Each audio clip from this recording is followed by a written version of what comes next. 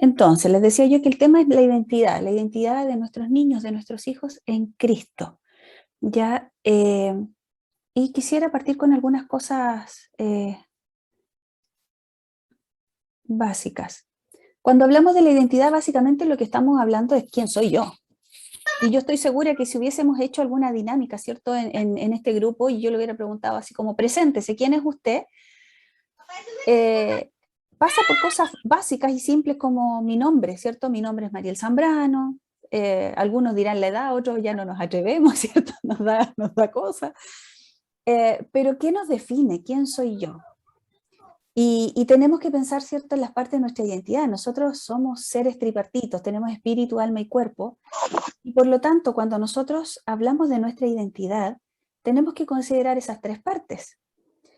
Generalmente cuando uno dice quién soy yo, uno se define en base a lo básico, como por ejemplo soy una mujer de, en mi caso, 44 años, estoy casada, vivo en Villa Alemana, y empezamos a utilizar nuestro contexto para definirnos.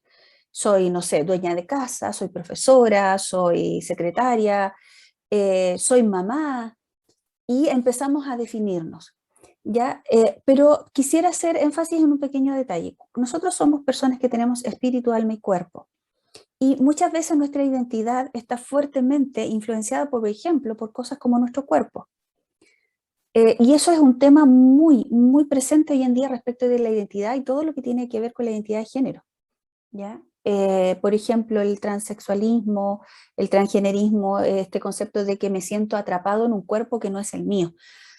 Tiene que ver con estos elementos.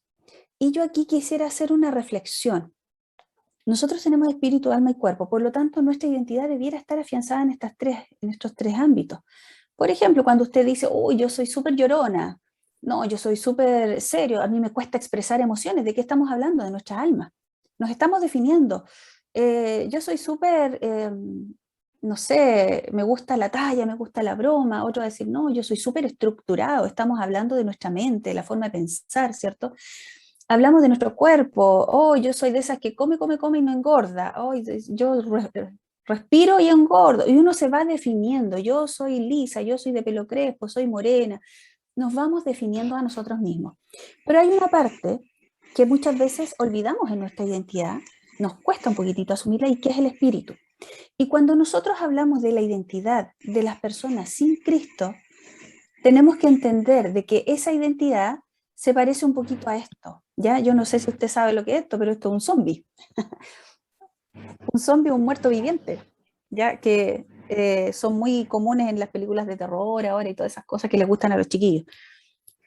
Pero cuando hablamos de una persona sin Cristo, hablamos de una persona que tiene identidad respecto de su cuerpo, de su alma, pero espiritualmente no tiene un arraigo en su identidad. Y eso es muy importante. Eso es tremendamente importante lo que vamos a ver ahora. Para poder partir, ¿cierto? Yo quisiera retomar algunas cosas que yo sé que mis hermanos han estado trabajando durante este tiempo y hoy día también en la conferencia, y me imagino que lo van a seguir trabajando más adelante, que son los bases y los fundamentos de nuestra identidad bíblicamente hablando. Y aquí yo quisiera invitarle a que después usted en su casa, ¿cierto? Con más tiempo, tome su Biblia, tome su apunte y profundice, porque quisiera yo profundizar con usted esto, pero la verdad es que el tiempo no nos da. No nos da para poder ir en profundidad en todo. Entonces aquí yo voy a hacer como una pincelada nomás de todo, y por eso es que le ofrezco también, ¿cierto?, que después usted tenga la presentación o la grabación, no sé si la van a tener disponible para que usted pueda ir repasando y profundizando un poquitito. Pero ¿cuáles son las bases de nuestra identidad según la Biblia? La Biblia dice en el relato de la creación, y aquí yo quisiera hacer una reflexión también chiquitita. Muchas veces nosotros pensamos que el relato de la creación tiene como dos usos importantes. Uno es cuando hablamos de los niñitos chicos para que aprendan que Dios creó, que Adán, que Eva, que los animales, y le enseñamos que el día uno, la luz, que el día dos, no sé qué cosa, y pareciera Yo ser estoy que hasta ahí escuchando una nomás cuestión llega. de la iglesia. ¿Podéis bajar tu volumen para poder? em, Pudiese ser ahí que es cierto, nosotros pensamos que hasta ahí llega esa utilidad. Y lo otro es que la otra utilidad que se le da mucho, ¿cierto? Es cuando la gente ya se involucra en estos temas que son como más, de repente uno dice cabezones, respecto de la antigüedad de la Tierra, que si la Tierra tiene 6.000 años, que si tiene no sé cuántos millones de años, y se van al Génesis, que si el Génesis fue literal, que si no fue literal, que si fueron periodos de tiempo, que si fueron 6 días, pero pareciera ser que para el cotidiano nuestro no le damos mucha relevancia al relato de la creación. Y lo primero que tenemos que comprender, ¿cierto?, es que cuando la Biblia dice que toda la escritura es inspirada por Dios y es útil, tenemos que entender que toda la escritura es útil. Y no es que hay ciertas partes que le sirven a ciertas personas o en ciertas edades, y hay ciertas partes de la Biblia que para mí no son relevantes, ¿ya? Tristemente he escuchado muchas veces de cristianos el relato de que no, yo no leo, no sé, no me gustan los salmos porque no es como mi estilo. O algunos que dicen, no, a mí me da lata los libros proféticos porque no entiendo. Entonces pareciera ser que nosotros seleccionamos qué partes de la Biblia son útiles para nosotras y cuáles no. Y ahí tenemos que tener cuidado porque la palabra del Señor dice que toda la escritura es inspirada y es útil para enseñar, para corregir, para instruir en justicia, ¿cierto? Entonces, no podemos desechar nada. Y cuando vamos al relato de Génesis, el versículo 27 del primer capítulo dice que el Señor creó, creó Dios al hombre a imagen de Dios lo creó, varón y hembra los creó. Últimamente hemos usado mucho este texto bíblico, ¿cierto?, para fundamentar en contra de todo el abanico LGTB, el homosexualismo, porque decimos la Biblia es clara, la Biblia dice que Dios hizo hombre y mujer, y está bien, es correcto. Pero pasamos por alto un detalle que es muy importante en la identidad de un cristiano. Y no solo la identidad de un ser humano, sino de un ser humano, si lo pudiera llegar a comprender. Y es que el ser humano fue creado a imagen de Dios. Y eso no es menor. No existe otra criatura en el relato de la creación que haya sido hecho a imagen de Dios. En Génesis capítulo 3 aparece el pecado, y el pecado daña fuertemente la imagen de Dios en el ser humano, pero no la borra. El hecho de que el ser humano sea un ser moral, sea capaz de distinguir lo bueno y lo malo, sea capaz de tener conciencia, sea capaz de tomar decisiones, implica esa imagen de Dios en él, que está fuertemente destruida por el pecado, pero no está anulada, ¿ya? Entonces es importante que nosotros entendamos que la identidad de un hijo del Señor pasa por una cosa tan básica como entender que fuimos creados a imagen de Dios. Y por supuesto que Dios hizo hombre y mujer. Y cuando vamos al versículo 31 de ese mismo capítulo, entendemos que la conclusión de Dios al respecto es que todo lo que hizo fue bueno en gran manera. Por lo tanto, si Dios a mí me hizo mujer, si Dios a usted le hizo hombre, Dios no se equivocó. Y eso es un punto de partida muy importante para la identidad de nuestros hijos y para la nuestra. Y usted dirá, mire, qué bueno que a nosotros no nos pasó porque nosotros no fuimos criados en este ambiente tan inestable para la identidad. Puede ser, pero déjeme decirle que muchas personas viven inconforme con su identidad de género, no porque se sientan trans, sino porque sienten que de alguna manera tienen una desventaja al haber sido creados hombre o mujer. Es increíble la cantidad de mujeres adultas que se sienten en desventaja por el solo hecho de ser mujer. Y que sentimos que nos tocó la parte más mala, la parte más complicada, la parte más dura. Ya quisiéramos haber sido hombres. Y cuando nosotros tenemos ese discurso, básicamente lo que estamos dando a entender es que pareciera ser que Dios se equivocó cuando nos hizo.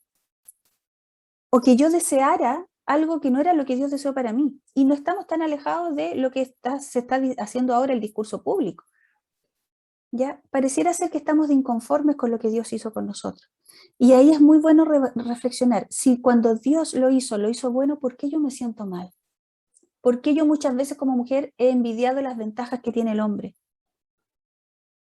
¿Qué hizo Satanás en mi vida que me hace pensar que lo que Dios hizo conmigo no está bien? Es importante hacer estas reflexiones. ¿Qué otra cosa es importante que reflexionemos? Cuando vamos a la Biblia, a Primera de Corintios, hay varios textos, aquí yo voy a sacar algunos que son emblemáticos, ¿cierto? Primera de Corintios, capítulo 6, nos da una muy buena aproximación respecto de la imagen del cuerpo que yo debo tener. Estamos muy permeados como sociedad del pensamiento griego antiguo, en donde todo lo relacionado con lo material era corrupto y todo lo relacionado con la gnosis y el conocimiento era algo sublime. Y eso se trasladó a la cultura occidental y también a la cultura cristiana en algunos contextos en donde nosotros pensamos que el cuerpo de por sí intrínsecamente es malo y es pecaminoso. ¿Ya? Entonces cuando nosotros vamos a la Biblia vamos a descubrir otras cosas. Sabemos que el pecado original está en el ser humano, eso está, pero eso no tiene relación exclusivamente con el cuerpo. Y muchas veces nosotros actuamos como si el cuerpo fuera malo, como si fuera un mal necesario. Y básicamente, si yo pudiera librarme de este cuerpo, sería perfecto. Y tenemos que entender que el Señor nos hizo con un cuerpo, por lo tanto el Señor no se equivocó. Entonces, en 1 Corintios capítulo 6, nos dice, y ahí tengo algunas partes destacadas, ¿cierto? El cuerpo no es para la fornicación, que tiene que ver con la inmundicia sexual, ¿cierto? La impureza sexual, sino para el Señor. Entonces, cuando la Biblia nos dice que el cuerpo es para el Señor, debemos entender que el Señor no va a tener nada para sí que sea malo, que haya estado mal hecho, ¿ya? Si vamos un poquitito más abajo, donde ahí está seleccionado también, dice, ¿ignoráis que vuestro cuerpo es templo del Espíritu Santo? ¿Podría el Espíritu Santo morar en algo que es intrínsecamente malo y pecaminoso? No, el Espíritu Santo viene a morar, ¿cierto?, en nosotros, cuando nosotros hemos sido redimidos, porque, ¿cierto?, fuimos lavados por la sangre del Señor. Pero muchas veces, a pesar de haber sido redimidos, nosotros seguimos viviendo bajo el concepto de que el cuerpo es malo. Y eso tiene que ver con una herencia cultural que no es bíblica. El cuerpo no es malo. Puede ser utilizado para pecar, por supuesto que sí, pero no es malo en sí mismo, ¿ya? Porque habéis sido comprado por precio, dice la palabra del Señor ahí al final, ¿cierto? Glorificad pues a Dios en vuestro cuerpo. Y después dice que, y en vuestro espíritu, dice, los cuales son de Dios. Entonces, yo no puedo menospreciar mi propio cuerpo cuando entiendo de que es templo del Espíritu Santo, cuando entiendo que fue comprado también, que cuando el Señor pagó el precio en la cruz también incluía el cuerpo, y que fue diseñado para glorificar a Dios. Entonces, cuando yo menosprecio mi cuerpo, tengo que entender que hay algo que está nublando mi vista y que no me impide ver desde el principio bíblico, no me impide ver mi cuerpo como lo ve Dios y como lo creó Dios y como Dios lo diseñó, sino que yo estoy siendo entorpecida en mi visión y estoy cayendo bajo el engaño del diablo para menospreciar mi cuerpo, para sentir que mi cuerpo no es suficiente, para sentir que mi cuerpo está errado, para sentir que hay un error con mi cuerpo. Y como mi cuerpo es tan importante dentro de mi identidad, básicamente yo no solo siento que es mi cuerpo el que está fallado, sino que hay algo malo conmigo y no tengo de dónde afianzar mi identidad. No hay cosa que genere más ansiedad que no saber quién soy. Y tenemos una epidemia de problemas de salud mental también en nuestros jóvenes nosotros. Otro texto bíblico, Filipenses 3:21. Dice que el Señor transformará el cuerpo de la humillación nuestra para que sea semejante al de la gloria suya. ¿Ya? Otro texto, Romanos 8:23. Voy a mover acá esto porque no me deja. No solo la creación, sino que nosotros mismos, que tendremos las primicias del Espíritu, también gemimos dentro de nosotros mismos, esperando la adopción, la redención de nuestro cuerpo. Cuando el Señor vuelva por su iglesia, cuando el Señor nos lleve, el Señor no va a eliminar nuestro cuerpo. Lo va a redimir. ¿Qué quiere decir? Que este cuerpo va a perder todo rastro de pecado y toda consecuencia del pecado, pero el cuerpo va a permanecer. Entonces, cuando nosotros entendemos eso, nos damos cuenta, ¿cierto?, de que el concepto bíblico del cuerpo es muy distinto al concepto que el mundo nos enseña del cuerpo. Primero, el cuerpo fue hecho y diseñado para honrar a Dios. Por lo tanto, es correcto honrar a Dios con nuestro cuerpo. La expresión física que honra a Dios es correcta. Por lo tanto, el cuerpo debe cuidarse del pecado porque es templo del Espíritu Santo y no debe prestarse para el pecado porque le pertenece a Dios. Este cuerpo, que hoy día está fallado, ¿cierto?, por todas las consecuencias del pecado de la humanidad, va a ser redimido, pero no va a ser eliminado. Es parte, mi cuerpo, es parte de la adoración a Dios. Recordemos que Romanos 12 también nos dice que debemos presentar nuestros cuerpos en sacrificio vivo, santo, agradable al Señor. Entonces, cuando yo entiendo esto, ¿podría mirar mi propio cuerpo como algo malo, feo o desagradable, o peor aún, sucio, por el solo hecho de ser cuerpo? Entonces tenemos que entender que mientras nosotros no entendamos el concepto bíblico del cuerpo, difícilmente vamos a enseñar a nuestros hijos bíblicamente respecto del cuerpo. Cuando no seamos capaces de mirarnos nosotros mismos al espejo sin sentir asco por nuestro cuerpo, difícilmente vamos a enseñarle a nuestros hijos una visión sana del cuerpo. Usted se muere, ¿cuántas personas? Voy a hablar desde el punto de vista femenino, que es el que más conozco, por el tema de la consejería y todo eso, ¿cierto? Pero usted se muere, ¿cuánta gente, cuántas mujeres no son capaces de mirar su cuerpo en el espejo porque les aborrece? Porque además hemos sido engañadas, ¿cierto?, con que si no cumplimos ciertos estándares, nuestro cuerpo está mal. Usted se muere, ¿cuántas mujeres sueñan que si se ganaran la lotería, se harían X cirugía, que se arreglaría la nariz, que se arreglaría la oreja, que se haría la lipo, que sería no sé qué cosa?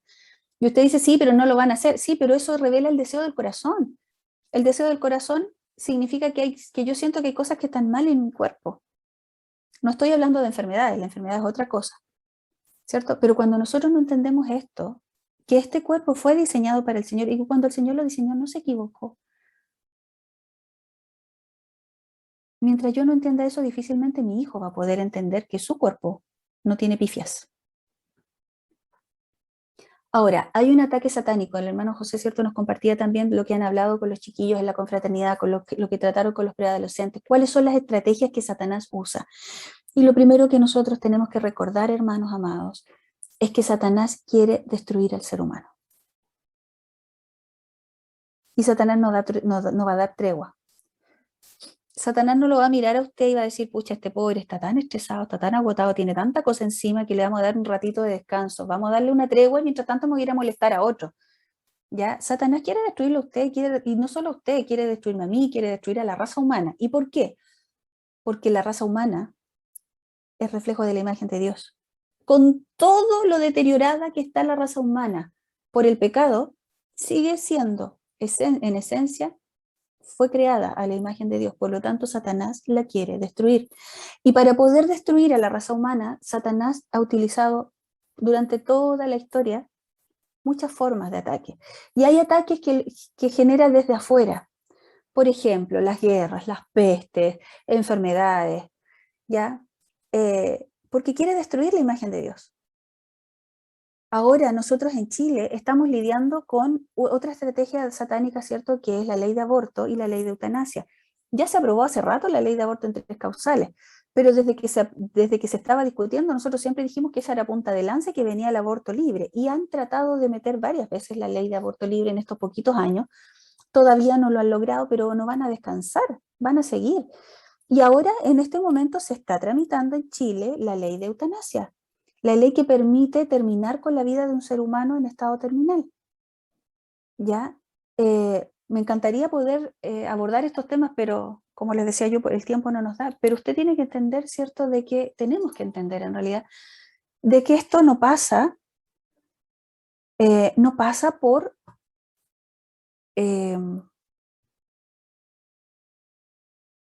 no pasa por un tema político. No es que yo diga, no, es que son, ya, por decir, los de izquierda que están lanzando la agenda progre. En cambio, si estuvieran los de derecha, hermanos, si gobierna la izquierda o la derecha, Satanás está detrás de esto y va a tratar de seguir destruyendo la imagen del ser humano, porque ahí está la imagen de Dios, ¿ya? Pero también hay estrategias de Satanás que nos atacan desde dentro y tiene que ver con los ataques a nuestra identidad.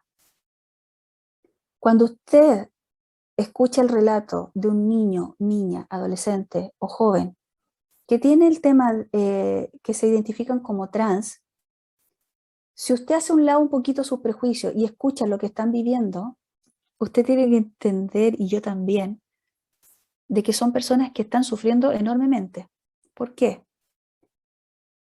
Porque sienten que su cuerpo, que es como este contenedor de la esencia, ¿cierto?, que ellos son, es errado. Imagínese cuánto sufre usted o yo, o a lo mejor cuánto sufrió usted o yo de niño o de adolescente por algún defecto físico. Pensemos a lo mejor cuánto sufrimos por, no sé, las benditas espinillas en la adolescencia y que nos llevaron a lo mejor a situaciones complicadas. ¿Qué pasa con los que tienen algún defecto físico? Y eso nos hace sufrir y nos daña. Imagínese una persona que siente que su cuerpo completo es una falla. Una persona que siente que se equivocó, que la persona, si es que existe un ente creador, cuando lo creó a él, se equivocó porque lo metió en un cuerpo que no le correspondía, piensa el conflicto que hay en ese corazón constantemente. No estoy diciendo que tengan razón en ese conflicto. Estoy diciendo que están tan engañados por Satanás que Satanás los lleva al límite y ataca su identidad. Ataca la identidad, el quién eres, el quién soy. Cuando yo no sé quién soy, la ansiedad no me deja. No me deja. Y por eso es que obviamente, también alentados por un montón de políticas y cosas, hay tanto revuelo con esto.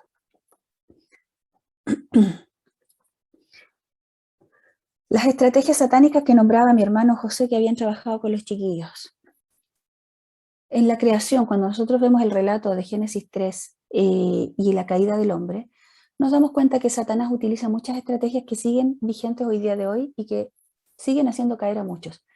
Satanás tergiversa la palabra de Dios. Satanás miente. Satanás siembra la duda en las personas respecto del carácter de Dios. Cuando usted piensa que Dios se equivocó al crearlo, usted automáticamente o duda de la existencia de Dios, Dios no existe, por eso estoy como estoy, o si usted cree que Dios existe, usted piensa que Dios es malo o que no tiene poder, porque no tiene poder para hacer las cosas bien, porque se equivocó. Entonces Satanás siembra en usted, en mí, en los niños, la duda respecto de su carácter. Y cuando nosotros dudamos del carácter de Dios, se nos va todo, porque la única certeza y la única confianza estricta y segura que tenemos, la tenemos en el carácter de Dios. Satanás utiliza los sentidos y los deseos en los adolescentes que están con estas angustias, que están con estas crisis de identidad, y además aparece el deseo sexual, aparece la tentación, porque ya no hay que ir a ninguna parte para buscar la tentación está en un clic. Entonces, por supuesto que las estrategias siguen estando ahí. Ahora el tema es que las consecuencias del pecado, sabemos nosotros que hay consecuencias que son eternas. Fuimos separados de la gloria de Dios, Romanos 3:23. Pero también aparece, fíjese, por primera vez la vergüenza por el cuerpo. Adán y Eva antes de pecar nunca se habían sentido avergonzados por estar desnudos.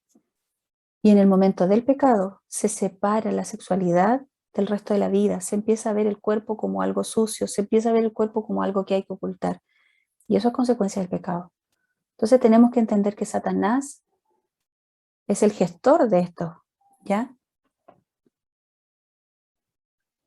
También nuestro hermano José nos hablaba, ¿cierto?, de cómo con los chiquillos enfocaron el tema de la historia de Daniel.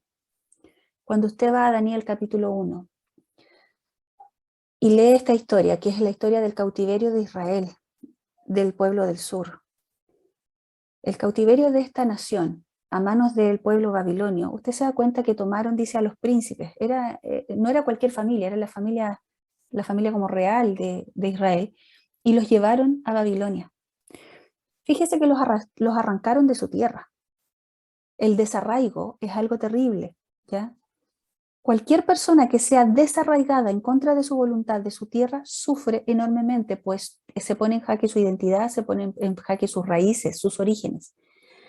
Y no solo es desarraigado, sino que es desarraigado por pecados que él no cometió. Recuerde usted que el cautiverio en Babilonia se dio como consecuencia de siglos de pecado en Israel.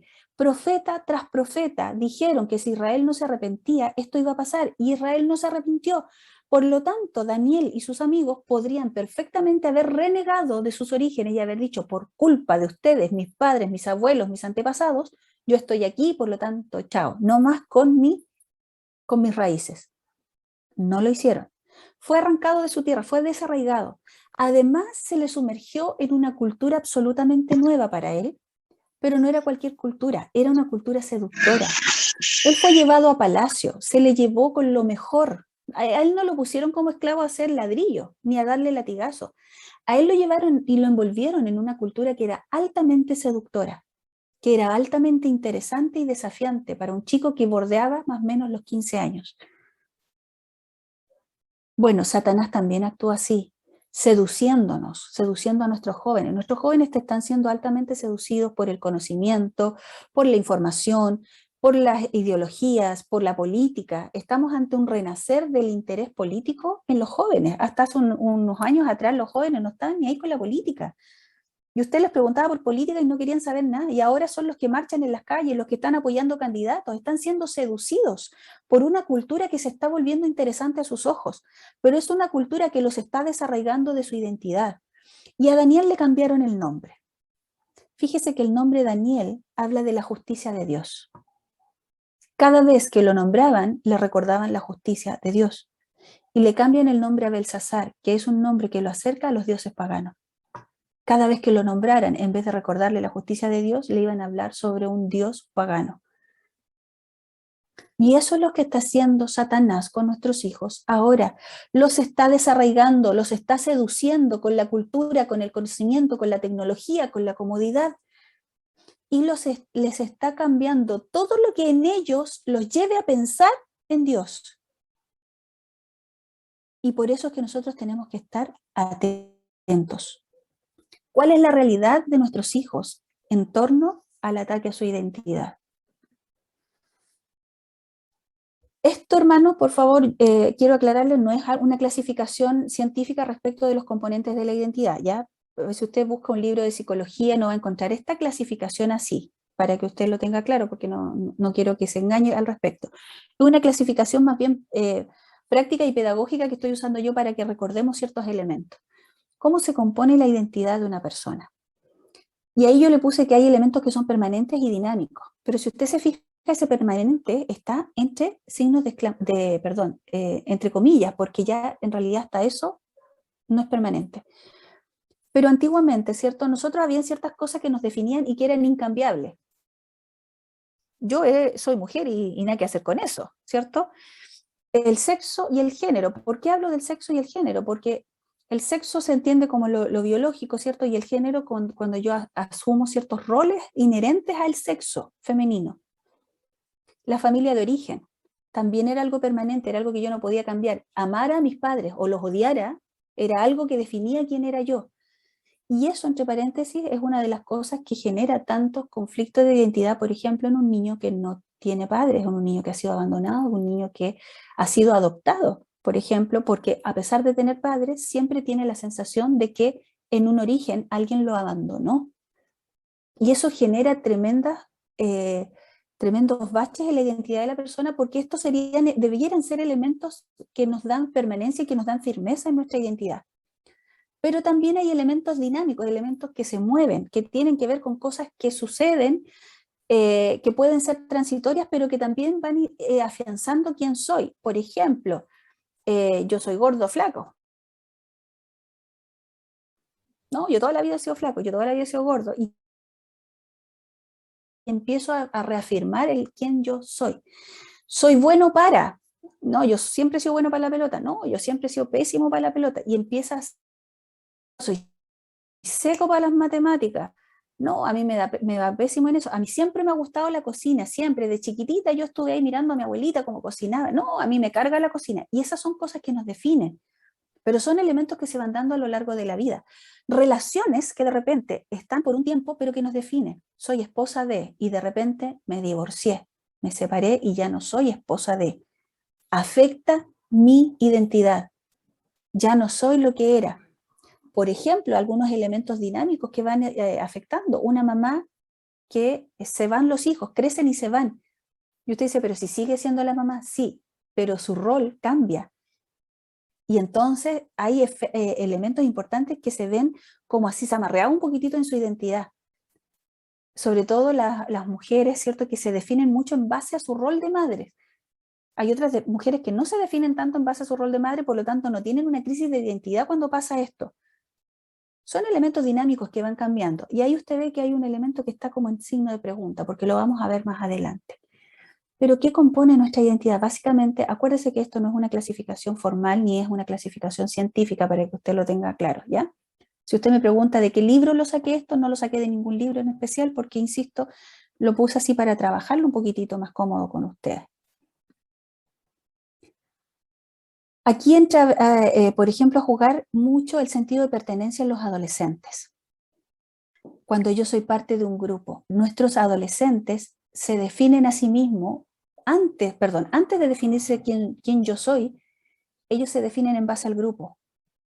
Y por eso es que es tan importante el grupo de amigos que tienen, el grupo del colegio, porque ellos dicen, yo soy, no sé, pues yo soy del equipo de fútbol, yo soy del equipo, del grupo de debate, yo soy de acá, nos llevamos súper bien. Y ahí aparecen los grupos que se ponen nombres, ¿cierto? Me acuerdo una de mis cuñadas cuando estaba en su época de adolescencia, tenía, no sé si eran 3 amigas y eran las copetinas. Porque, no porque tomaban copete, sino porque se hacían, no sé si se acuerda usted antiguamente en los años 90 cuando se hacían esos copetes aquí, ¿ah? Los que somos más antiguitos se van a acordar de esa moda. La moda del copete cuando uno se peinaba, las copetinas eran. Y es muy común que el adolescente se identifique, y esa es la razón por la que tienen tanto boom y éxito los polerones generacionales de cuarto medio, porque dicen quién soy, yo soy parte de un grupo, solita me cuesta definirme, pero cuando me defino en base al grupo, logro una estabilidad, logro un arraigo que me permite ir avanzando en madurez para finalmente definirme yo solito y decir yo soy, ¿ya? Pero para el adolescente es muy importante el grupo, y esto es importante que usted lo tenga ahí anotado como papá. ¿Qué grupo le estamos brindando a nuestros hijos para definirse? El grupo del colegio no se lo brindamos nosotros, bueno, a menos que uno pueda escoger un poquito el colegio, pero generalmente es algo que no escogemos nosotros. ¿En qué grupos están insertos nuestros hijos que permitan que construyan una identidad sana? Es muy importante. Una persona transgénero o que tiene lo que se llama disforia de género, que entre paréntesis es una definición que se está peleando harto ahora porque ya no quieren que se hable de esto como que fuera un trastorno o que fuera una enfermedad. El manual de psiquiatría, que es el DSM, 4, el 5, no me acuerdo en cuál van ya, lo define así. Es una marcada incongruencia entre el sexo que uno siente o expresa y el que se le asigna, biológicamente hablando. El problema, fíjese, no es que yo diga me siento hombre y estoy en cuerpo mujer, sino que va asociado a un malestar clínicamente significativo. Esta persona tiene una alteración en su nivel de vida. Hay un deterioro social, laboral o de otras áreas importantes en el funcionamiento, ¿ya? Se identifican marcada y persistentemente con el otro sexo. El malestar persiste, ya se sienten inadaptados, provoca malestar significativo, ¿ya? Y es importante en las actividades de la vida diaria. Una persona con este nivel de conflicto no puede funcionar bien. Y es una persona que yo quisiera que no olvidáramos. Es una persona que está sufriendo. Antes de pensar a lo mejor en ciertos juicios que uno hace, que es asqueroso, que es aquí, que está loco, que no, yo quisiera que pensáramos que es una persona que por la razón que sea, está sufriendo. Y ese sufrimiento puede ser resuelto por Cristo. Muchos de nosotros como papás nos estamos asustando porque pensamos, ¿y qué va a pasar conmigo si mi hijo me sale con eso? Entonces nos estamos asustando y estamos tratando de buscar herramientas, ¿ya? Y empezamos a buscar, ¿qué hago? ¿Cómo protejo a mi hijo? Y aquí es donde yo que hiciéramos una reflexión. Acuérdese que teníamos elementos que eran permanentes, como el sexo, el género, la familia de origen, pero estos elementos han sido fuertemente socavados por Satanás. Tanto así que ya no se siente el sexo o el género como algo permanente, sino como algo fluido, y aparece eso, soy de género fluido. ¿Qué significa? Que de repente me siento hombre, de repente me siento mujer y nadie me puede cuestionar. La familia de origen también ha sido fuertemente bombardeada por Satanás y ahora da lo mismo si yo tengo padres o simplemente mi familia son mis amigos. Y uno podría decir, bueno, pero ¿qué tanto? El problema es que eso quita la estabilidad de la esencia de quien yo soy. Y cuando yo no sé quién soy, Satanás hace conmigo lo que quiere. Y aquí aparece el tercer punto que yo les decía que es muy importante en la identidad de una persona, que son los elementos inmutables, los que no van a variar pase lo que pase. El punto, no sé si usted se acuerda, que veíamos al principio, ¿cierto? El zombie. El punto es que la persona sin Cristo define su identidad en base básicamente a su alma y a su cuerpo. Y por lo tanto no tiene mucho acceso a los elementos que son inmutables, porque los elementos inmutables de quién soy yo dependen de quién es Dios, porque Dios es el único inmutable. Dentro de los atributos de Dios está que Él es inmutable, Él no cambia. Él no es afectado por el contexto. Dios jamás va a ser afectado por lo que sucede. Dios afecta la historia de la humanidad, pero la historia de la humanidad jamás va a afectar a Dios. Entonces, cuando mi identidad está fuertemente arraigada en quién es Dios, mi identidad puede sobrevivir cualquier ataque. Pero una persona sin Cristo no tiene esto. Una persona sin Cristo no tiene esto, por lo tanto, su identidad es muy frágil. Y aquí yo le pediría que usted me acompañara al libro de Efesios, capítulo 1 y 2, para que veamos en una lectura muy rápida quiénes somos en Cristo.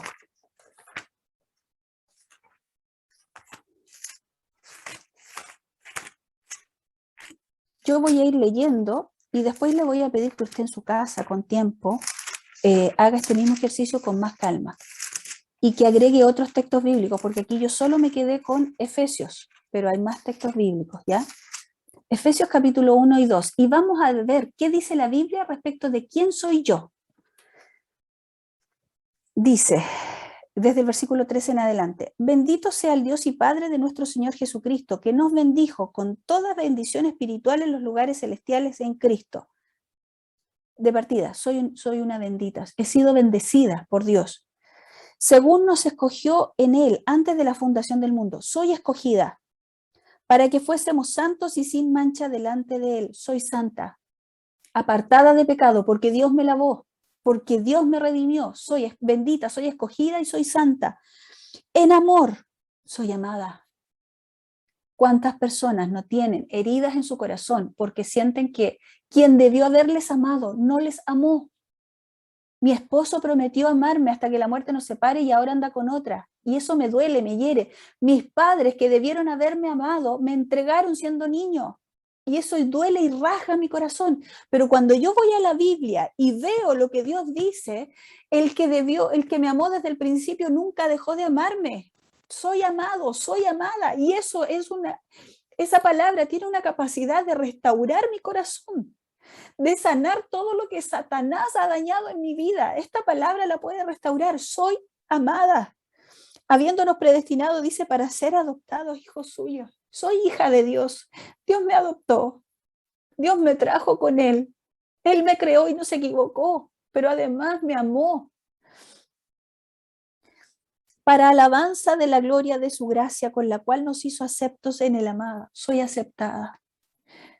Cuán importante es para un adolescente entender que es aceptado. El rechazo mata a un adolescente, el rechazo mata a un adolescente, hermano.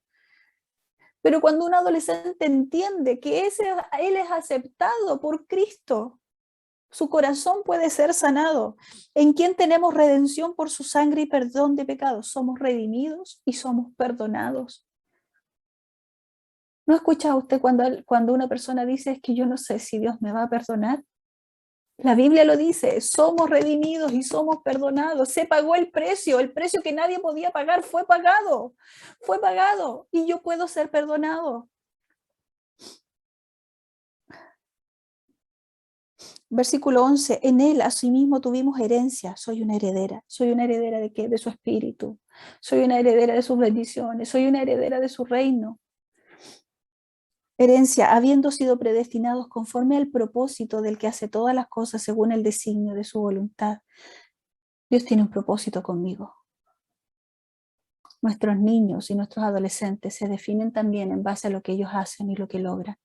Cuando un chico siente que no sirve para nada, cuando está en el equipo de fútbol porque le gusta al papá y no mete un gol y lo tienen en la banca, el niño se siente frustrado. Pero cuando comprende que en Cristo tiene un propósito y que ese propósito nadie lo va a estorbar porque depende de Dios, este chico es un chico que es sanado. Versículo 12, a fin de que seamos para alabanza de su gloria. Nosotros que primeramente esperábamos en Cristo, en Él también vosotros, habiendo oído la palabra de verdad, el evangelio de vuestra salvación, y habiendo creído en Él, fuisteis sellados con el Espíritu de la promesa. Tenemos una garantía, un sello, que es el Espíritu Santo. Y si seguimos leyendo, vamos a encontrar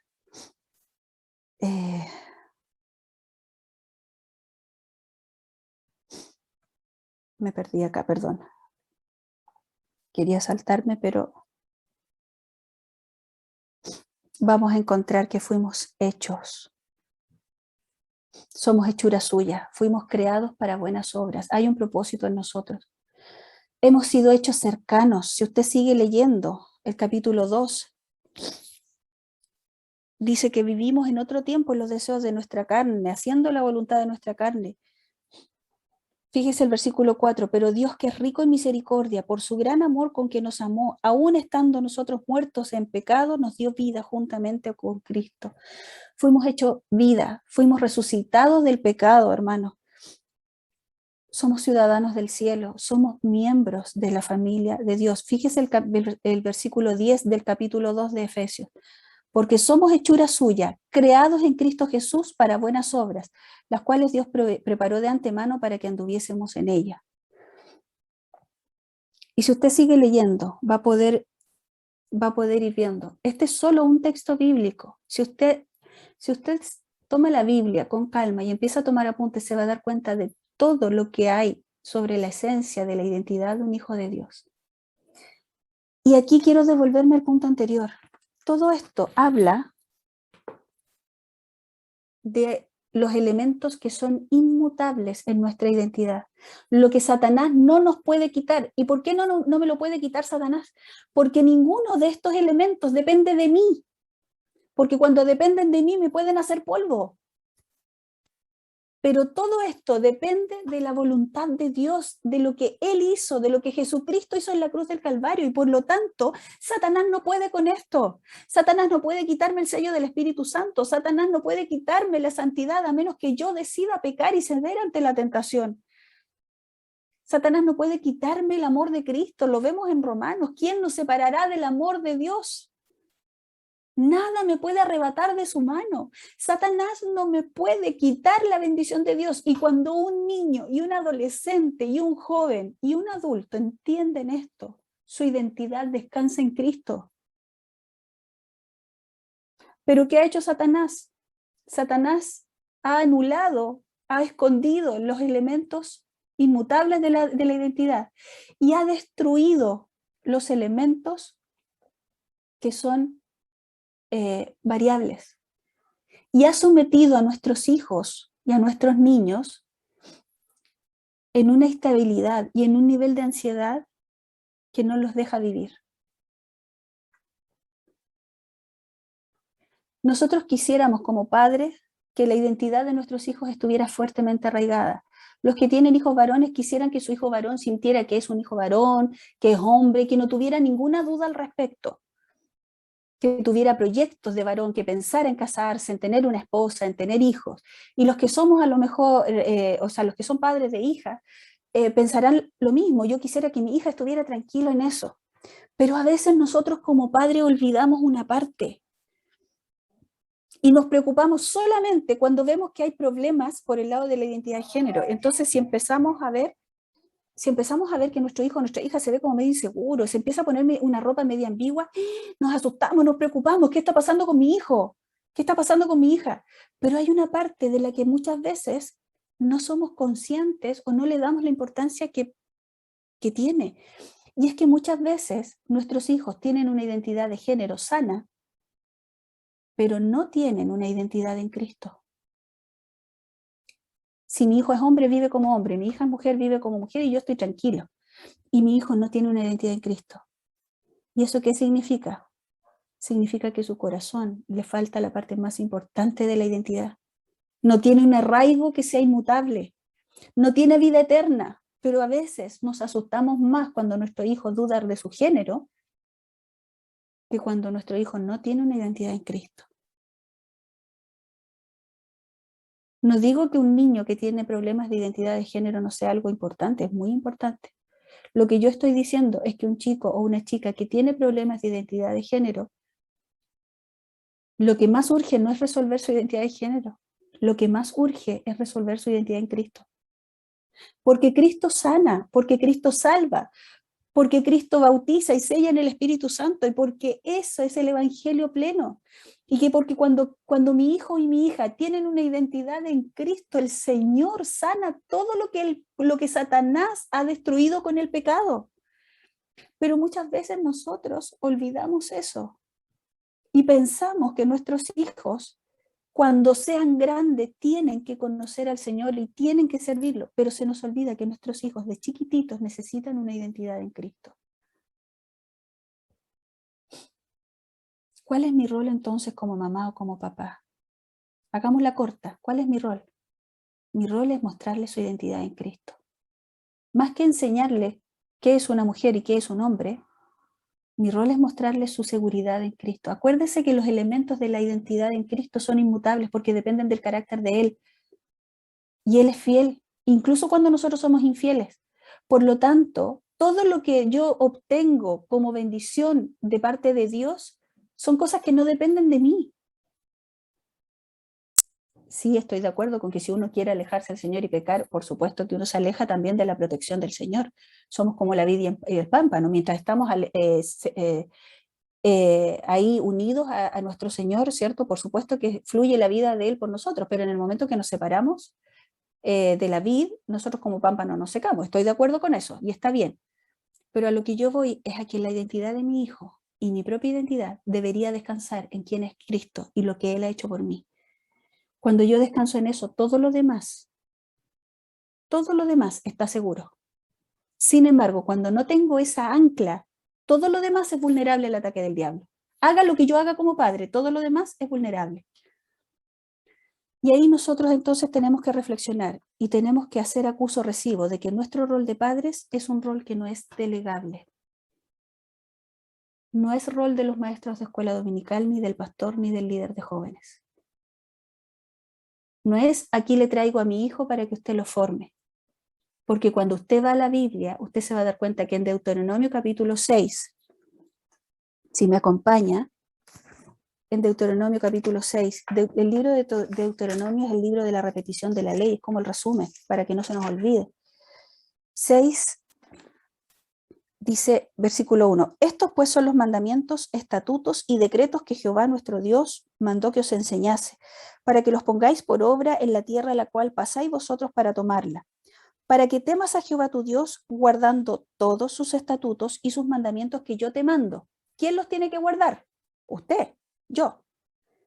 Tú, dice, tu hijo y el hijo de tu hijo, todos los días de tu vida, para que tus días sean prolongados. Oye pues Israel y cuida de ponerlos por obra, para que te vaya bien en la tierra que fluye leche y miel, y os multipliquéis como te ha dicho Jehová, Dios de tus padres. Versículo 6, y estas palabras que yo te mando hoy, fíjese, estarán sobre tu corazón, y las repetirás a tus hijos, y hablarás de ellas estando en tu casa, andando por el camino, al acostarte y cuando te levantes, y las atarás como una señal en tu mano, y estarán como frontales entre tus ojos, y las escribirás en los postes de tu casa y en tus puertas. Satanás bombardea a su hijo 24 horas al día, pero nosotros parece que nos tomamos con prudencia cuánta Biblia le entregamos a nuestros niños. Fíjese que hay algo interesante que hemos podido ver en este tiempo de pandemia. Todos como padres estamos preocupados de nuestros hijos porque pasan muchas horas pegados al computador en el colegio. Y ahora más encima, como estábamos en distanciamiento y toda esa cosa, a algunos maestros se les ocurrió hacer clases por Zoom con los niños. Y nosotros los queremos proteger a nuestros hijos del cansancio extremo, del exceso de pantalla. Y en nuestro afán por proteger a nuestros hijos, hemos permitido que nuestros hijos minimicen el valor de una clase bíblica. Cuando yo le digo a mi hijo, no se conecta a la clase porque estuvo todo el día pegado en el computador por el colegio, le estoy diciendo, ¿sabes qué? Para mí es mucho más importante que tú te conectes al colegio que te conectes a la clase de la escuela bíblica. Eso le estoy diciendo a mi hijo.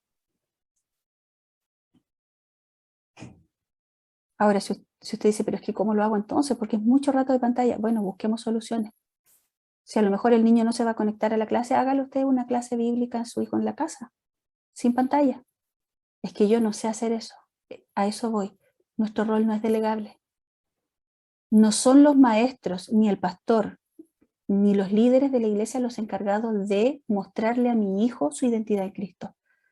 Y yo no puedo enseñarle a mi hijo algo que yo no vivo.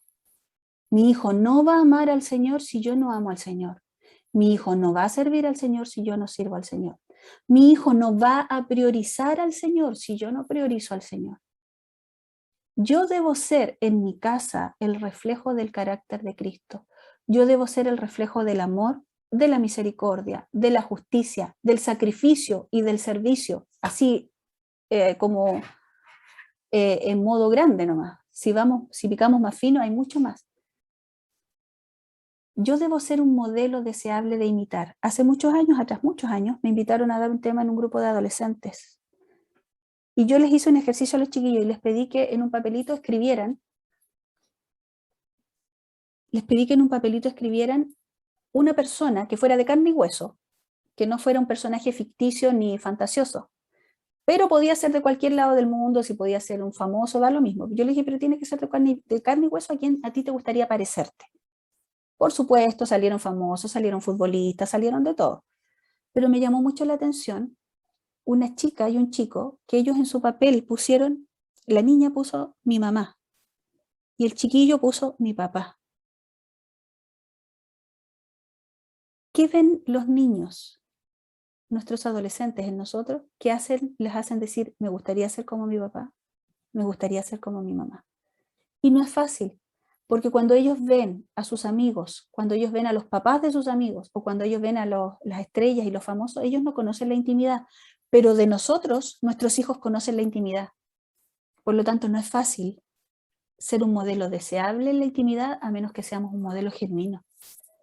Cuando un niño dice, a mí me gustaría ser como mi papá, cuando uno le pregunta, hace un tiempo atrás estábamos en una consejería prematrimonial con mi esposo y le preguntamos a los chiquillos, nómbrennos si tienen algún matrimonio al que les gustaría parecerse.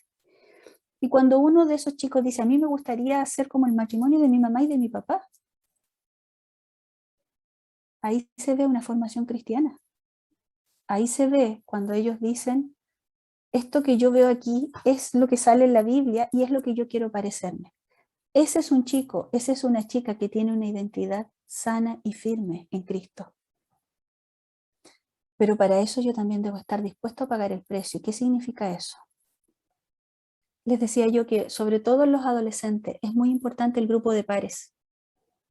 Y muchas veces nosotros como papás estamos cansados, trabajamos, corremos todo el día, servimos a lo mejor en la iglesia, y de repente llega, no sé, el día sábado, cuando estábamos en la presencialidad, el único día que a lo mejor uno puede descansar un poco, porque el domingo va a la iglesia, corre para arriba, corre para abajo, ¿cierto?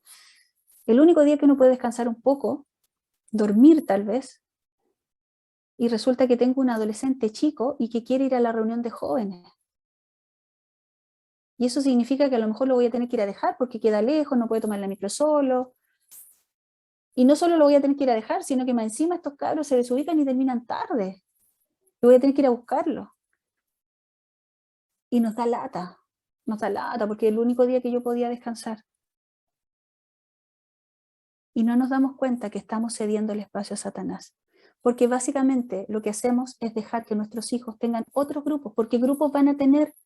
¿Y dónde van a sacar esos grupos? Del colegio. Y en el colegio no todos los chicos son cristianos. No estoy diciendo entre paréntesis que porque en la iglesia son cristianos los chicos son perfectos. En los grupos de jóvenes siempre hay problemas porque son, al igual que nosotros los adultos, son cristianos en formación. Y muchos no son cristianos, así que siempre van a haber problemas. No espere el grupo de cristianos perfectos para que su hijo encaje.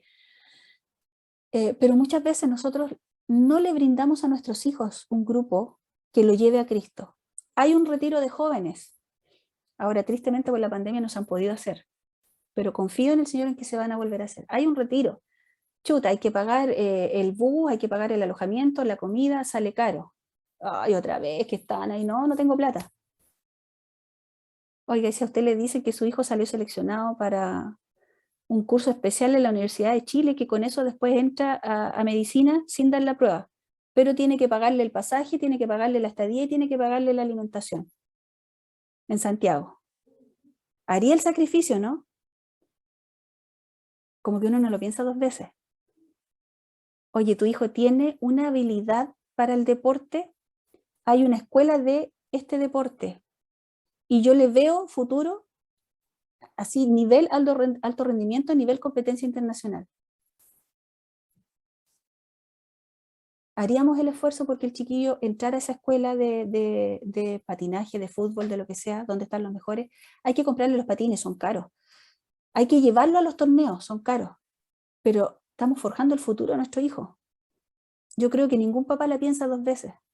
Hasta hace turnos dobles en el trabajo con tal de poder suplir eso, porque se da cuenta que es importante para el futuro de su hijo. Pero cuando se trata de nosotros, los padres cristianos, ay, qué lata llevarlo a la iglesia. Vigilia, se le ocurrió hacer vigilia y hasta las 12 de la noche. No se le ocurrió nada mejor. Voy a tener que estar parado a las 12:30 de la noche esperando que el niño salga a la iglesia porque ¿cómo lo voy a dejar venirse a esa hora? Y nos da rabia y nos enojamos. El culto de jóvenes terminaba a las 9, se alargó, los chiquillos estaban cantando, emocionados, y cantaban 2, 3, 4, 5, 10 canciones y no paraban nunca.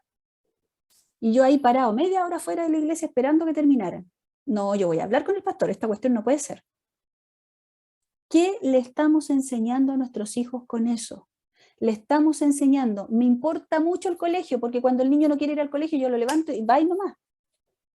Pero cuando se trata de su vida espiritual, yo le estoy diciendo eso no me importa tanto. Es más, me importa más mi descanso y mi comodidad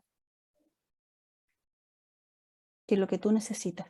Sí, insisto, los grupos de adolescentes y jóvenes de repente queda la escoba. Porque son niños, porque están en proceso de madurez. Pero en eso ellos también van siendo edificados. Entonces tenemos que pagar el precio. Tenemos que decir, mi hijo no se quiere conectar a clase de escuela dominical, es muy chiquitito, le cuesta. Por supuesto que si yo le pongo el tablet ahí y me voy a cocinar, no va a pescar el niño. Pero si a lo mejor yo me siento con él y le digo, a ver, ¿qué estamos haciendo? Y yo agarro la tijera y me pongo a pintar con él y repito lo que dice la tía y le digo, oh, mira, ¿qué dijo la tía? ¿De qué se trataba esto? ¿Y qué dijo Jonás? Probablemente eso va a ser mucho más estimulante para mi hijo. Entonces tengo que estar dispuesto a pagar el precio de que mi hijo sea edificado en la fe, de que mi hijo tenga grupos y se identifique. Y así como se identifica con sus compañeros de cuarto medio, diga yo soy de la iglesia tanto, nosotros somos los, no sé, los bacanes de Lota. Ya no importa, si uno dice de repente uno se ríe y dice, ay, que son locos, pero no importa, están forjando su identidad. Están forjando su identidad en Cristo y están forjando su identidad en el cuerpo de Cristo. Y eso es muy relevante. Voy a pasar rápido por esto porque estamos en el tiempo, ¿cierto? ¿Qué debo reforzar en mi hijo cuando es preescolar? Pensemos entre los 2 y los 5 años más o menos. Tengo que reforzar todo el día con todo lo que yo hago y con todo lo que le digo que Dios lo hizo hombre, que Dios lo hizo mujer, niño, niña, dicen ellos, y que Dios lo ama, y que Dios lo hizo perfecto, y que es maravilloso, y que aunque no sea igual que Pedrito o Juanita, porque no tienen el mismo pelo, porque no se visten igual, porque no juegan a lo mismo, Dios lo hizo y no se equivocó. Que su cuerpo es bueno, que su cuerpo Dios lo hizo para jugar, para expresarse, para cantar, para saltar, y que eso es maravilloso, que el cuerpo no es malo. ¡Ay, tápate, cochino! No, no, no, no. El niño no es cochino. Súbete el pantalón, chancho, cochino. No, el niño no tiene nada cochino en su cuerpo. Por supuesto que tiene que proteger su cuerpo porque hay partes que son privadas y que hay que cuidarlas, pero no es cochino. El niño no es cochino y el niño tiene que aprender a cuidar su cuerpo. ¿Cuándo? En todo momento. ¿Qué le refuerza a un niño más grandecito, los que ya saben leer hasta los 10, 11 años? Dios me hizo y me hizo a su imagen y eso nadie me lo quita. Dios, ¿cómo es Dios? Porque tienen que empezar a conocer Dios. Dios es amor, Dios es bueno, Dios es todopoderoso, Dios es omnisciente, Dios es mi amigo, Dios está conmigo. Mi cuerpo es templo del Espíritu Santo. Con mi cuerpo puedo adorar al Señor. Satanás me quiere engañar y por lo tanto yo no lo voy a permitir. Cuido mi cuerpo y empiezo a conocer hombres de la Biblia que son bacanes, mujeres de la Biblia que son bacanes, porque así yo busco a quién parecerme. Dios me ama y tengo valor ante Dios. Tanto valor tengo ante Dios que Él murió por mí en la cruz y me derramó su Espíritu Santo. Dios venció a Satanás. Entonces Satanás tiene poder, sí, pero no más poder que mi Señor. Dios puede restaurar lo que Satanás ha dañado. Dios puede perdonar mis pecados. Y entonces si Dios me perdonó a mí, yo también puedo perdonar a aquellos que me han hecho daño. En los adolescentes, ¿qué reforzar? Una cantidad de cosas, hermano. Los atributos de Dios, mi cuerpo, mi sexualidad, mi cuerpo como templo del Espíritu Santo, mi valor en el cuerpo de Cristo. Fíjese que hay una cuestión que se ha estudiado ampliamente. Los adolescentes y los niños que sirven en la iglesia en cosas pequeñitas, no le estoy hablando de ponerlos a predicar ni a jugar a que son grandes, no, estoy hablando del servicio de acuerdo a la edad que tiene. Pero los adolescentes que sirven en la iglesia, está comprobado estadísticamente que se alejan menos del Señor cuando crecen. ¿Por qué? Porque van desarrollando un arraigo y porque van conociendo el valor que tienen para el Señor y para la obra. El matrimonio, a qué edad le hablamos a los niños de matrimonio? En todo momento, en todo momento. Yo tengo un adolescente de 14 años en la casa. Constantemente me pregunta sobre sexo, sobre relaciones sexuales, sobre embarazo, sobre aborto. Hablamos de todo aquí en la casa.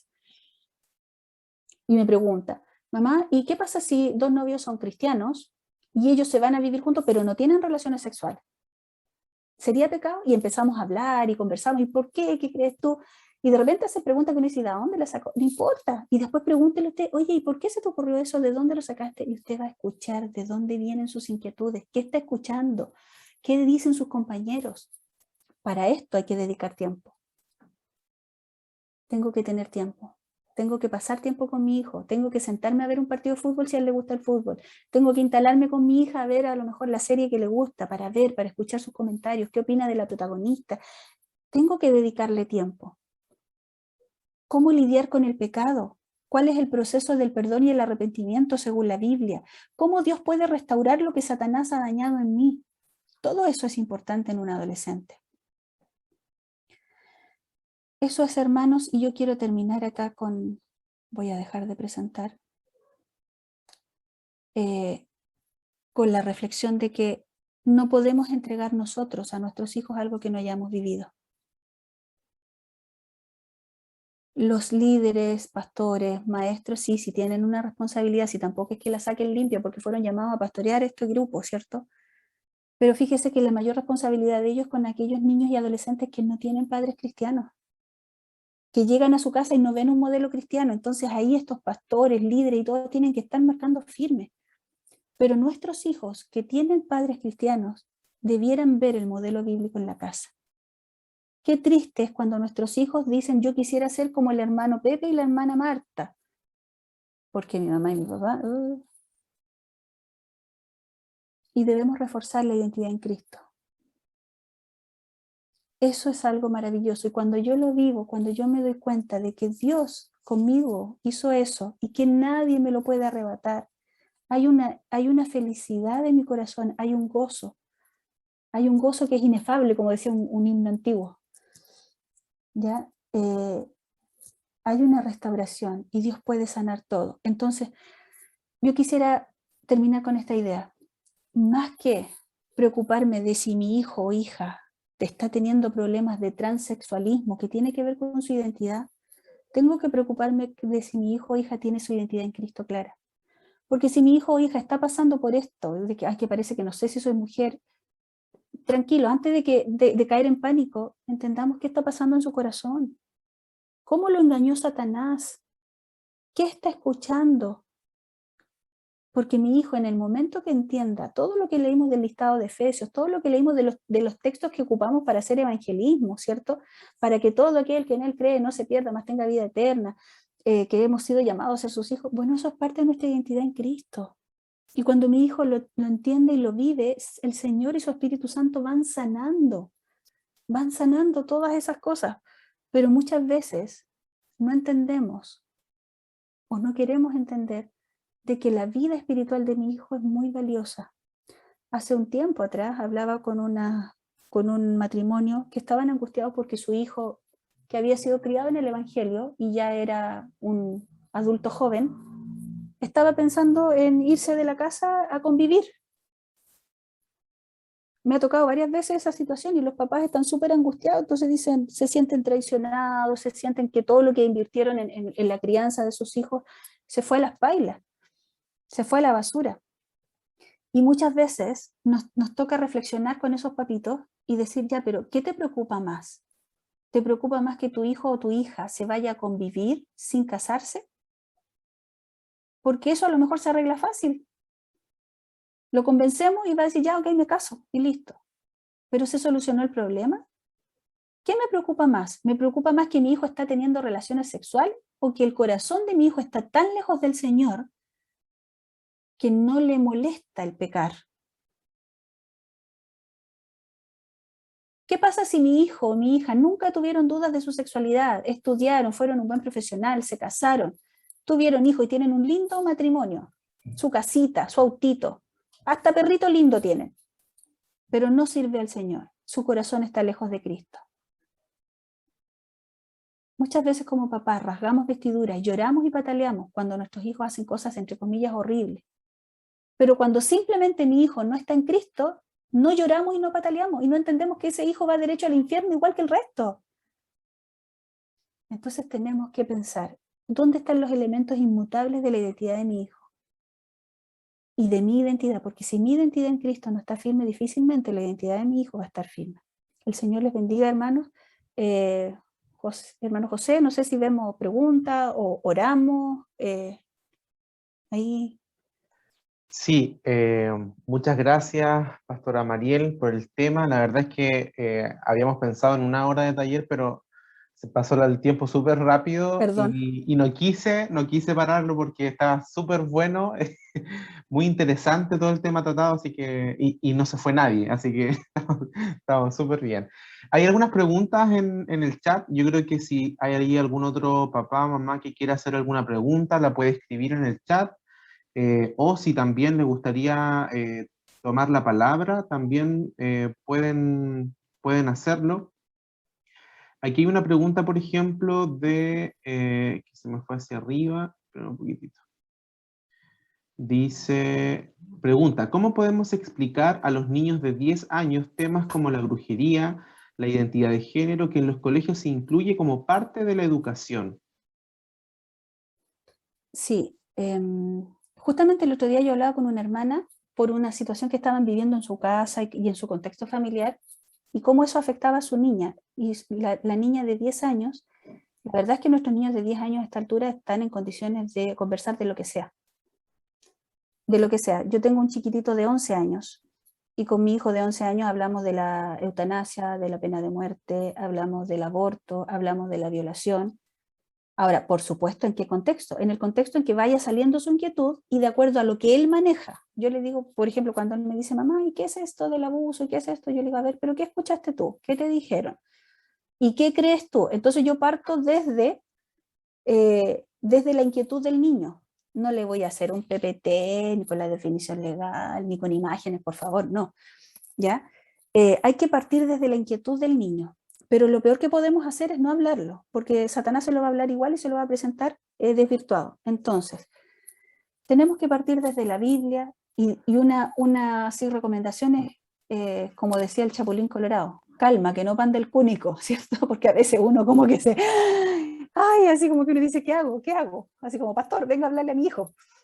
Y no, desde lo natural, hermano, desde lo natural. ¿Qué sabes? ¿Por qué tienes esta pregunta? ¿Y qué opinas tú? Y es muy importante, ahí también, hermano, es muy importante conocer la Biblia. Porque cuando uno a un niño de 10 años le dice, es que sabes que la Biblia dice que eso no es así, y el niño dice, ¿y dónde sale eso? Y uno, espérame un poquito, no, si sale en la Biblia, ya, pero ¿dónde? Mostrémosle la Biblia.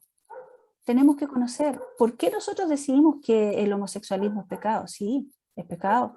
Ya, pero espérate que es pecado igual que mentir, es pecado igual que robar. Entonces, si mi compañero es homosexual, yo no lo voy a hacer a un lado porque sea homosexual. ¿Y cómo te comportarías? Y yo le pregunto a mis hijos, a ver, digo yo, si tú tienes un compañero que te dice que es homosexual, ¿qué harías tú? Y ellos me contestan sus cosas, de repente dicen, cada vez ese pescado, de repente no. Entonces yo le digo, ya, y si tu compañero te dice, oye, ¿me puedes ayudar a hacer la tarea de matemática porque no tengo grupo para hacer la tarea? Y tu compañero es homosexual, ¿qué vas a hacer? Y ahí uno va trabajando con eso. Ya, y si tu compañero te dice que no solamente quiere hacer la tarea de matemática, sino que además te dice que te encuentra bonito y tú le gustas. Yo le pregunto, y ahí mis hijos de repente saltan y me dicen, ay, no, mamá, así como que, ya, pero ¿qué harías? Y ahí conversamos y vamos ahí a la palabra del Señor. Mira lo que dice la Biblia de esto, mira lo que dice la Biblia del pecado, mira lo que dice esto. Ahora, es muy importante aquí, yo quiero rescatar el tema de pasar tiempo con los hijos. Y ahí los papás que trabajan fuera del hogar, es difícil y es un desafío. Porque cuando yo llego, estoy todo el día afuera, llego a las 6, 7 de la tarde, muerta cansada, porque tengo que cocinar, tengo que preparar todo para el otro día, tengo que echar la ropa a lavar. Y en medio de eso tengo que ver, hiciste, no sé, pues el Juaco hizo la tarea, la Pame hizo esto, ya preparaste todo, la mochila, y esto, 10 de la noche, los chiquillos se acostaron, 11 de la noche, y yo, ¡fu! ¿Y en qué momento pasé tiempo con ellos? Y claramente cuando usted le pregunta, ¿cómo te fue? La respuesta es, bien. ¿Qué hicieron? Nada. Porque ellos no van a querer conversar cuando yo tenga en mi cronograma el tiempo. Cuando yo diga, ahora tengo 10 minutos, ya hijo, venga a sentarse conmigo, vamos a conversar. No, qué lata, ellos quieren jugar. Entonces tengo que buscar las instancias de compartir. Y compartir significa de repente, no sé, pues mamá, voy a ir a tal lugar, te acompaño, vámonos caminando y vamos conversando. Y usted va a decir, oh, me voy a tener que pegar la media caminata y más encima después voy a tener que llegar a hacer las cosas que dejé de hacer. Sí, de eso se trata. Hoy tengo que hacer trabajo y me doy cuenta que mi hijo está viendo un partido de fútbol. Y qué lata, no me gusta el fútbol a mí, pero a él le gusta. Ya me instalo con él a ver el partido. Y le pregunto, ay, que este es muy malo. ¿Y por qué es malo? ¿Y qué pasó? ¿Están viendo una serie? Oye, mira, y la niña se enojó. ¿Y por qué se enojó? ¿Y qué opinas tú de eso? ¡Oye, qué mala amiga!, ¿cierto? Y ahí yo de repente les tiro el comentario y le digo, ¡oye, qué mala amiga! Y ellos dicen, no, ¿por qué? Y ahí conversamos. Ah, no.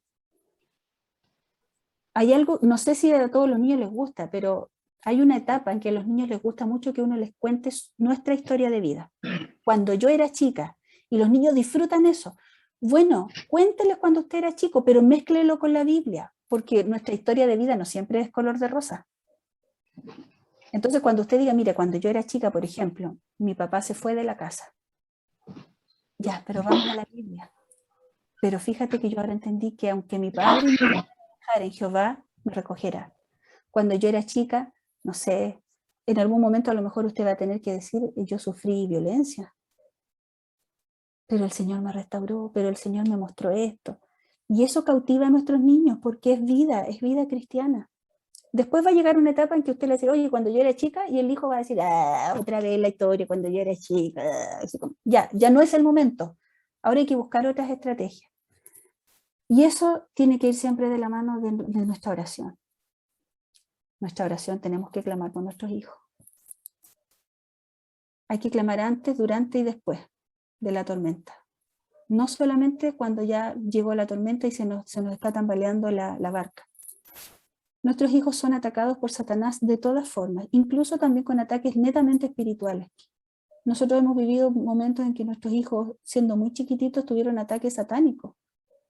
Una vez mi hijo tenía cerca de 4 años y andaba muerto de miedo por todos lados. No quería mirar ninguna cosa de color negro en la casa. Imagínense, uno tiene cosas negras en todas partes. Todo lo negro le daba miedo. Y un día nos pusimos a conversar y nos pusimos a conversar. ¿Y qué te da miedo? Imagínense, qué difícil sacar la información a un niño de 4 años. Y final, conversando, me dijo que habían unos monos negros que a él le daban mucho miedo. Yo le digo, pero monos de la tele.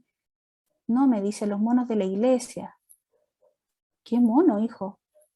Que cuando el papá está predicando, los monos están en la puerta y hacen cosas feas cuando el papá predica.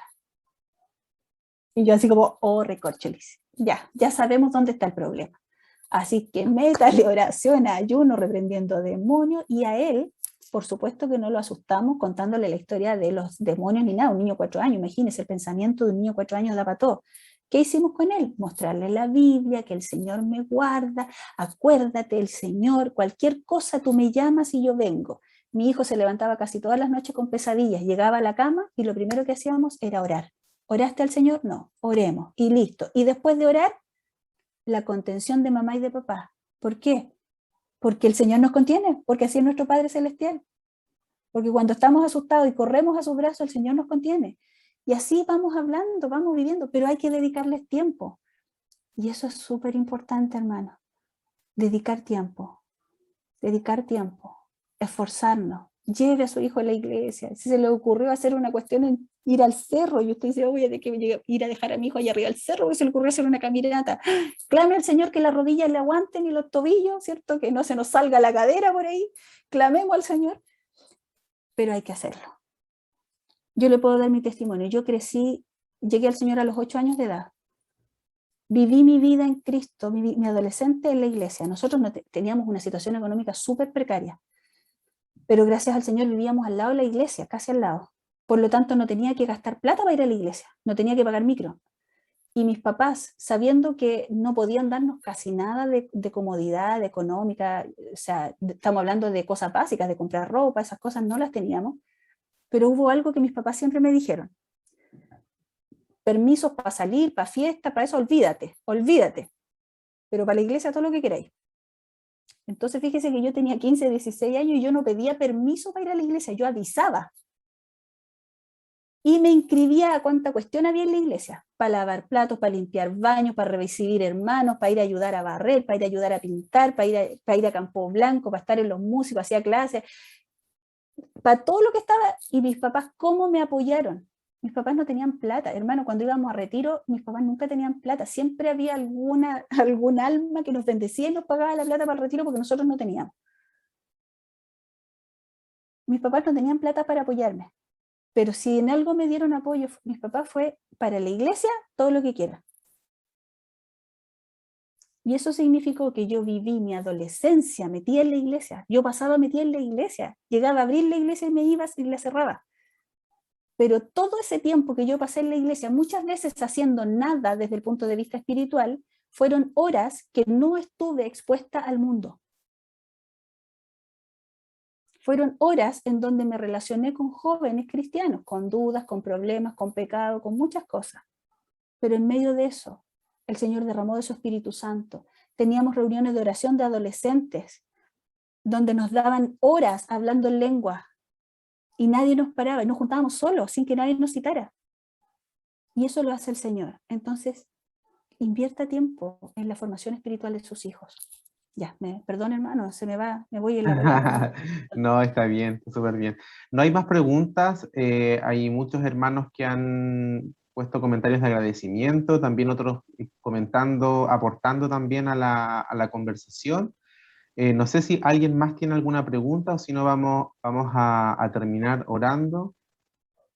Pueden también levantar la manito, pero muchos comentarios de que ha quedado todo muy claro, y agradeciendo también, Pastora Mariel, por este tiempo de taller y de enseñanza que ha sido una bendición para todos nosotros.